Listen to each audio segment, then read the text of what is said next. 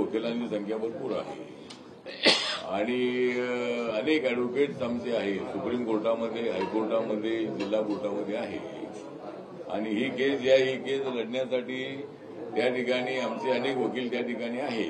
त्यामुळं कायदेशीर लढाईमध्ये आम्ही कमी पडत नाही आहे. फक्त त्या ठिकाणचे जे जजेस आहे त्यांनी आमच्या मागणीचा विचार करावा अशी आमची इच्छा आहे आणि हा कायदा 26 जानेवारी पडण्याच्या अगोदरचा आहे म्हणून निकाल आमच्या बाजूने लागेल अशी आम्हाला अपेक्षा आहे. आणि हा जो मोर्चा आहे तो जिजामाता उद्यान तिथून 12 वाजता निघणार आहे आणि तो आझाद मैदानावरती येणार आहे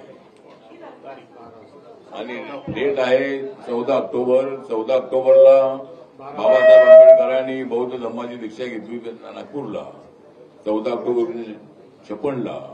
त्यामुळे 14 ऑक्टोबर हा दिवस आमच्यासाठी शुभ आहे, आमच्यासाठी अत्यंत चांगला दिवस आहे म्हणून आम्ही त्या दिवशी हा मोर्चा ठरवलेला आहे. चला थँक्यू, आभारी आहे. पत्रकार परिषद आता काय कोणाला प्रश्न राहिला असं ते पत्रकार मित्रांचं आम्ही मनपूर्वक आभार मानतो.